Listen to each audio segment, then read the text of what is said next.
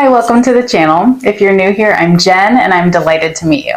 I've been working hard for the last couple of years to optimize my diet, which most of the time tends to be a carnivore diet, in order to optimize some of my chronic health conditions, but also to try to maintain a good healthy body weight. The health stuff has been really under control for over a year now. I've been off all my medications for a year and a half, but weight loss has eluded me. So the newest trick that I found that seems to help in that area is to meal prep. Meal prepping has been a godsend to me for many reasons. One is because I work really long days at the hospital, 12-hour days plus, and so I don't have time to cook on those days. Number two, the food that I prep is really easy for me to eat on the go or at home. And number three, meal prepping always allows me to have good food choices ready to go, which helps decrease temptation to overeat or eat things that don't help me reach my goals. So for the first 5 weeks of doing this, my daily meals added up to about 1,800 calories per day, and I lost about 10 pounds. However, I have noticed a couple of things that are not optimal. I typically finish all of my meals wanting more food, and I struggled a lot harder than I was expecting when I had family in town last week, and it was off my meal plan schedule. Also, I have not been pooping as much. And when I do, it's definitely kind of more constipated poops than what I'm typically used to.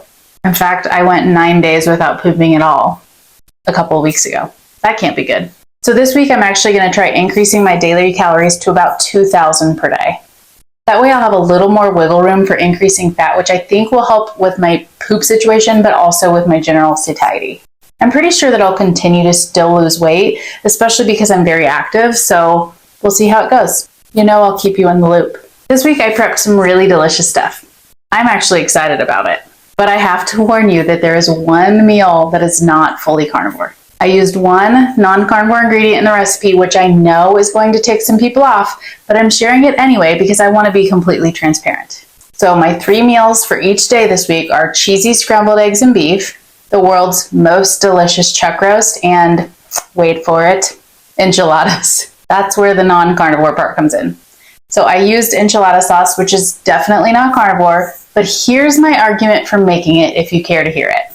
I chose what I think is a pretty clean enchilada sauce. It does not have any seed oils or anything like that, no sugar. And I've had it before and I'm pretty confident that it doesn't cause any negative skin reactions or anything like that for me.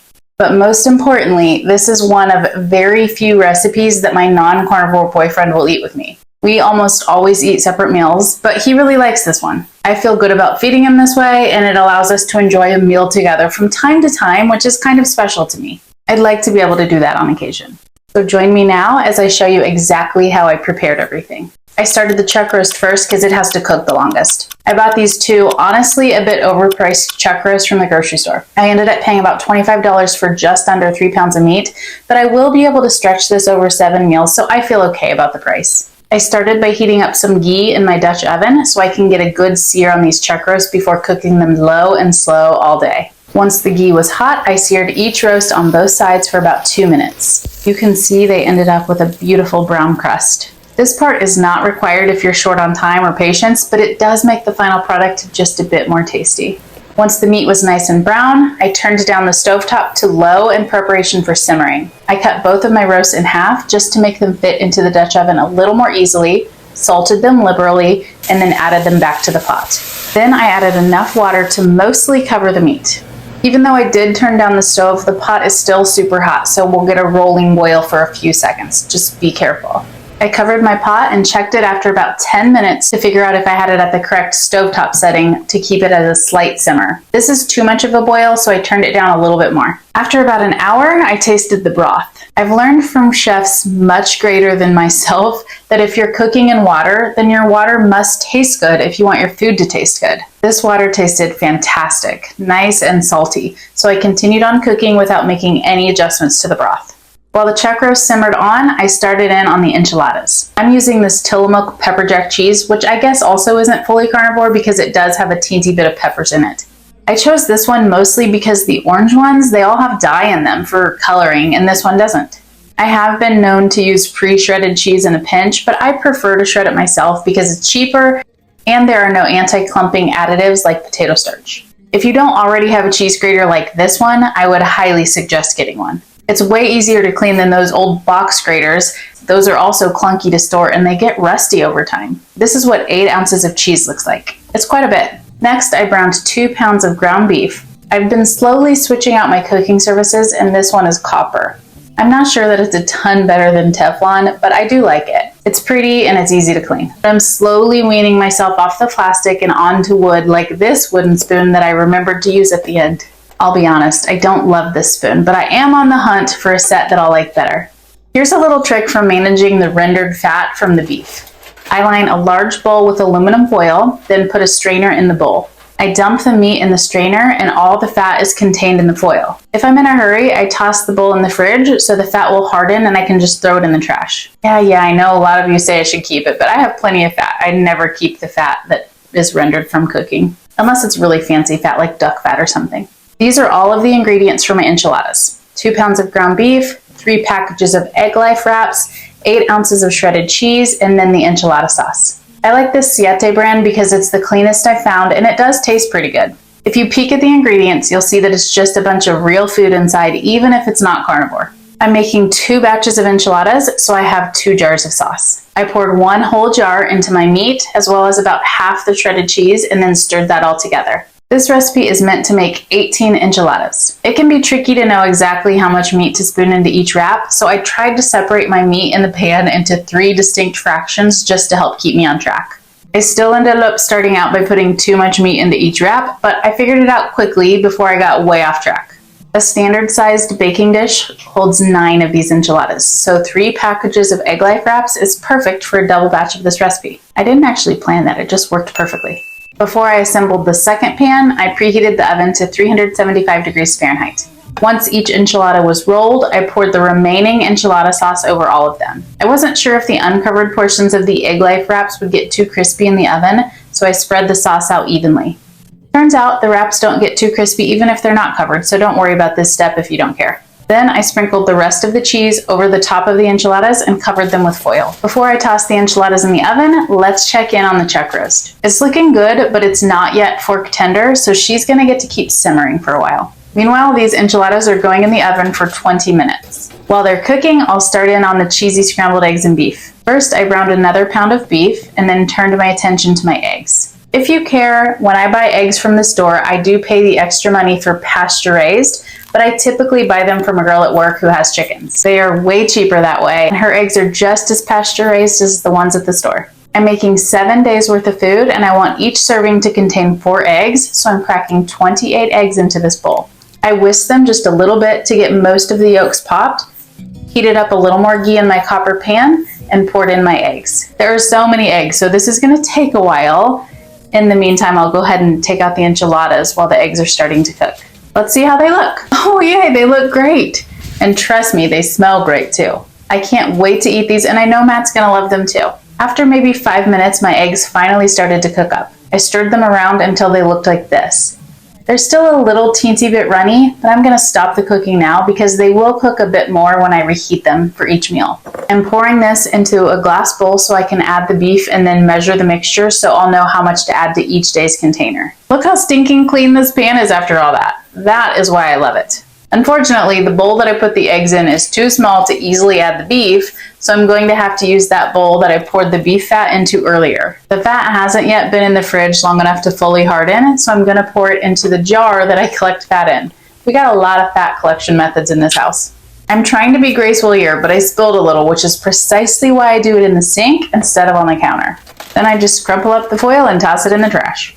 This bowl is much bigger, which allowed me to pour in a pound of beef. I took a quick measurement and found that this weighs 60 ounces just about, which means that I'll be putting about 8.5 ounces of this mixture into each day's container. Remember, I'm doing 7 days worth of containers. It's been about 4 hours since I started the chuck roast, so I'm checking in on it again. It's getting really close to fork tender, but I'm not sure that every little bit is quite tender enough yet, so I'm gonna let it go just a little bit longer. While we wait, I'll show you some of the damage that I'm gonna have to clean up. Here's a little behind the scenes action to show you what a messy cook I am and how many dishes I have to go through. I took a little break to clean all the dishes and then checked my chuck roast 30 minutes later. It's now been simmering for 4.5 hours, and this is what I mean by fork tender. Each piece is so tender that it falls apart when I put a fork in it. So I remove the meat from the broth because I want to measure out each day's serving. Don't worry, I'll add back this delicious broth later. I track my food ahead of time with specific targets, and I accounted for 6 ounces of chuck roast each day. Dang it, I put my meat into this pourable glass bowl that would be perfect for the broth, so I'm going to switch out bowls again. Just FYI, if you're going to meal prep for a week at a time, then I'd suggest having a good set of glass bowls, and a lot of them. Here's my whole week's worth of food.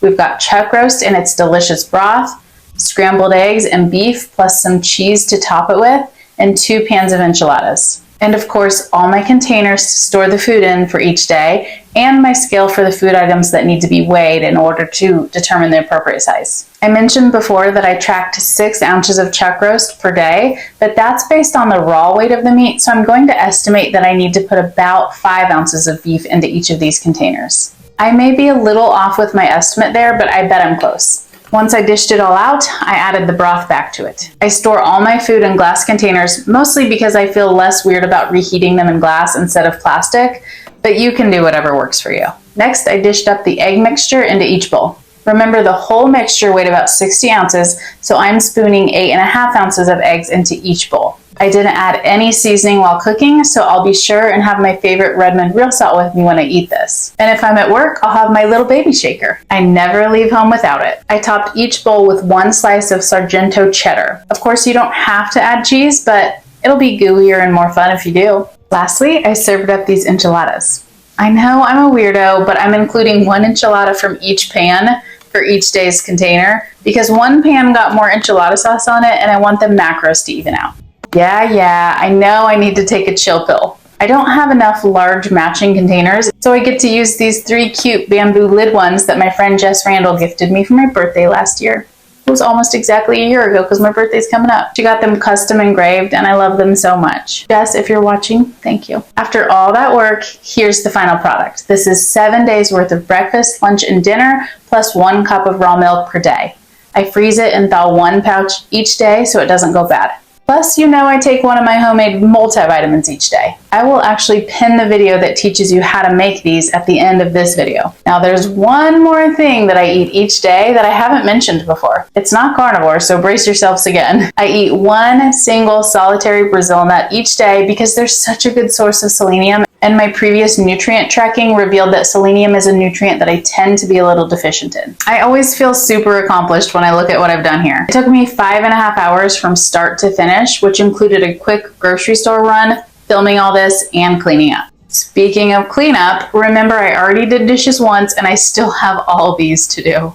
One thing I want to point out though is why I love my Dutch oven so much. It looked like this after cooking the chuck roast. It's cast iron, but it's ceramic coated, so I can easily wash it. All it takes is some soapy water and a little bit of scrubbing and it looks good as new every time. That was a lot of work, but it's so worth it because now I have a whole week's worth of food.